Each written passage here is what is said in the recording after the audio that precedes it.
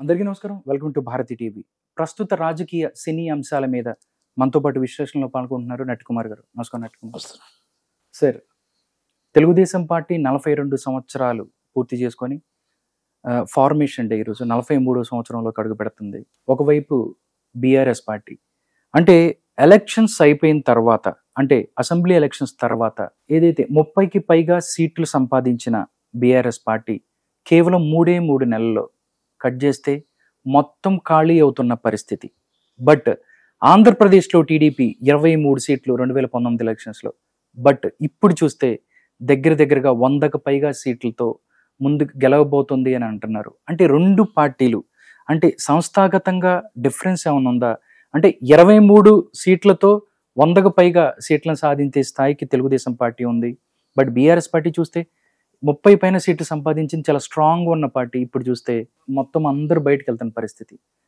ఎలా కంపేర్ చేస్తారు మీరు? తప్పులు చేస్తే జనాలు దించుతారు, తప్పు సర్దిద్దుకుంటే జనాలు మళ్ళా గద్దెకి ఎక్కిస్తారు. రెండే విషయాలు.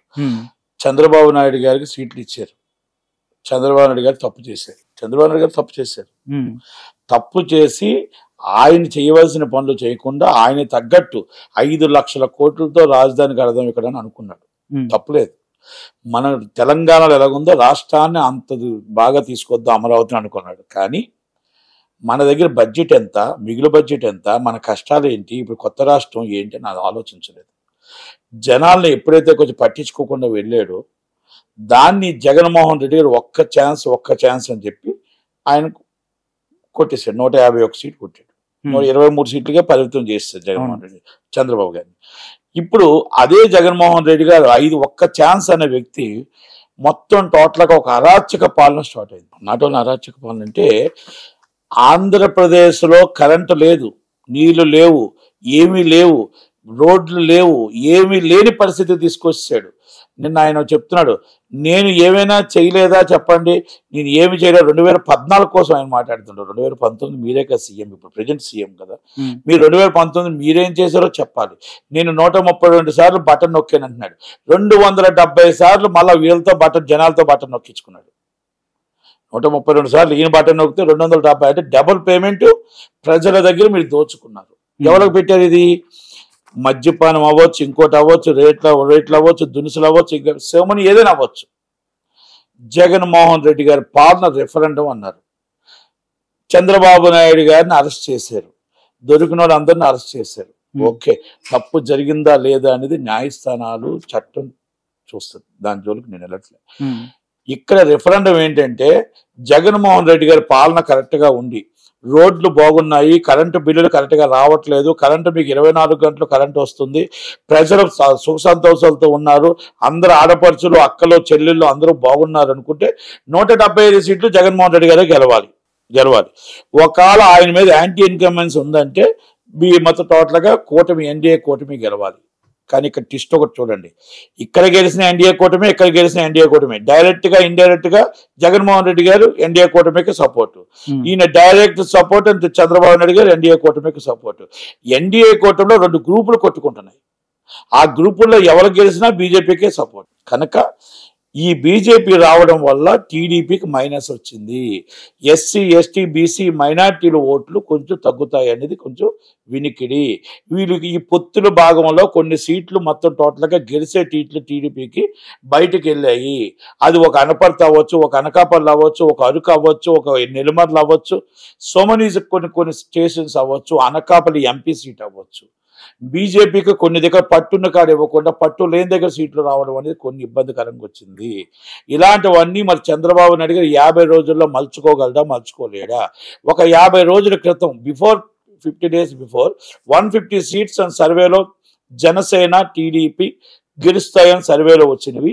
ఇప్పుడు మీకు 70 నుంచి 80-90 సీట్లలో మాత్రమే సర్వేలో కనబడుతుంది. కొన్ని సీట్లలో అసంతృప్తితో కార్యకర్తలు ఉన్నారు. అసంతృప్తితో చాలా మంది కార్యకర్తలు ఓట్లు బ్యాంకు ట్రాన్స్ఫర్ అవ్వదా, ఇది దాంట్లో టెన్షన్లో తర్జన భర్జనలో ఉన్నారు. టీడీపీ ఓటు జనసేనకి వెళ్ళాలి, జనసేన ఓటు టీడీపీకి రావాలి, బీజేపీ ఓటు రావాలి. బీజేపీ ఓటే లేదనుకోండి, అది 0% నుంచి వచ్చింది.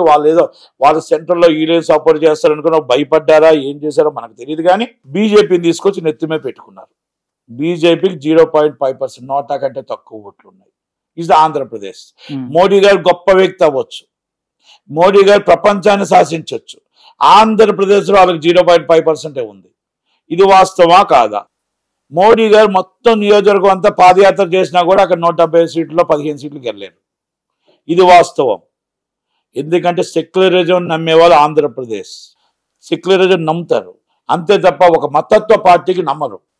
ఇది తమిళనాడులో కూడా నిరూపించింది. ఓకే, 180 134 సీట్లలో మొత్తం సీట్లలో 134లో హైయెస్ట్ మెజార్టీతో మేము గెలుస్తామని అనుకుంటున్నారు. లాస్ట్ టైం గెలిచినట్టు మేము కర్ణాటకలో మొత్తం గెలుస్తాం, తమిళనాడులో కూడా మేము బోనీ చేస్తాం, కేరళలో బోనీ చేస్తాం, తెలంగాణలో మొత్తం 17 మేమే గెలుస్తాం, ఆంధ్రప్రదేశ్లో కూడా మేము బోనీ చేసి 6 సీట్లు మేమే గెలుస్తాం అనుకుంటున్నాం.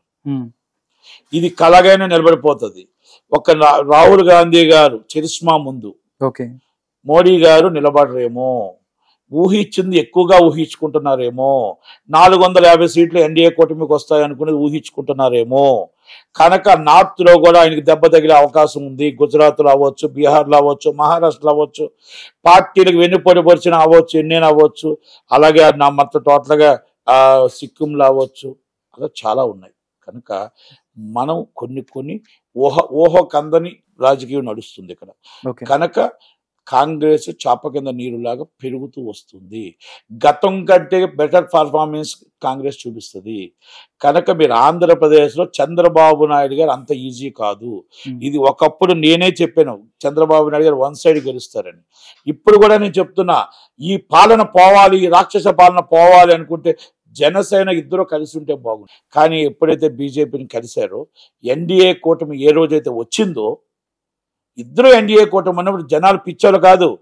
జనాలు 2024 మే 13 తెలివి పరులు, తెలివైన వాళ్ళు, ఎవరికి వెయ్యాలో ఓటు. ఇంకొకటి, మోడీ గారు మంచి వ్యక్తి, మోడీ గారు చాలా పెద్ద వ్యక్తి, గొప్ప వ్యక్తి, నేను కూడా ఒప్పుకుంటా. 75 సంవత్సరాల తర్వాత రిటైర్మెంట్ అనుకొని వాళ్ళ పార్టీలో పెట్టుకున్న శాసనమే కదా. ఆ శాసనంలోనే కదా ప్రధానమంత్రి పదవి కోల్పోయిన ఆ ఎల్కే అద్వానీ గారు, మురళీ మనోహర్ జోష్ గారు, మన యడియూరప్ప గారు, మీరు వాళ్ళందరికీ వచ్చేటప్పుడు మరి మోడీ గారికి కూడా వస్తుందిగా. అంటే ఇంకా 2 years మాత్రమే మోడీ గారు ఉంటారు, 2 సంవత్సరాలు మాత్రమే పిఎంగా ఉంటారు. తర్వాత ఇంకో పిఎం వస్తాడు. ఇది మోడీ గారు మానియా అంటున్నారు, బీజేపీ మానియా కాదు కదా. అలాంటప్పుడు 2 సంవత్సరాలకు మనం వేస్తామా, 5 సంవత్సరాలకు ఓటేస్తామా అనేది ఒక్కసారి మనం ఆలోచించుకొని నిర్ణయం తీసుకోవాలి.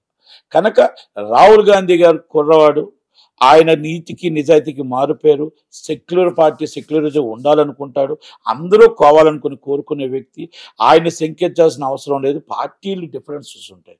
పార్టీల్లోని ఎలక్ట్రికల్ బాండ్లు ఎవరు కొన్నారు, ఈరోజు బెయిల్ ఎవరికి వచ్చింది, వాళ్ళు ఎప్పుడు కొన్నారు, ఎలా కొన్నారు, మరి బీజేపీ ఎన్డీఏ కూటమిలో మరి ఇదే లిక్కర్ స్కామ్ మనిషిని ఎందుకు మీరు చేర్చుకున్నారు? లిక్కర్ స్కామ్ అని మీరు చెప్పుతున్నవారు కదా, మీ కండువా కప్పుకుంటే వాళ్ళకి అన్ని మొత్తం టోటల్గా సమాప్తం అయిపోతాయా? దానికి సమాధానం చెప్పాల్సిన బీజేపీ నాయకులు సమాధానం చెప్పాలి.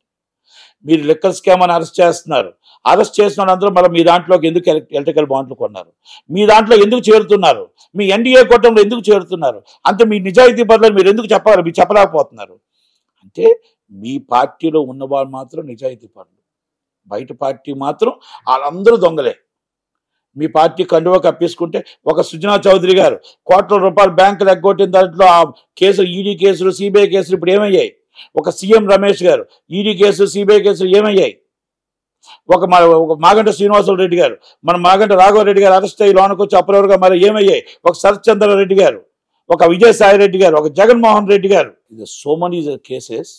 అలాంటి వ్యక్తులందరికీ మీరు చేరదీస్తున్నారు, మీరు భయపెడుతున్నారు. మీరు భయంతో చంద్రబాబు నాయుడు గారిని కూడా మీరు లొంగ తీసుకున్నారేమో అనుకుంటున్నాను నేను. ఇది రాజకీయం కాదు, ఇది రాజకీయం కాదు. రాజకీయ చతురతలో మీరు భయపెట్టి రాజకీయం చేస్తున్నారే తప్ప నిజంగా నీతి నిజాయితీ రాజకీయం కాదు. మోడీ గారు నిజాయితీ పరులు, దానికి మేము ఒప్పుకుంటాం.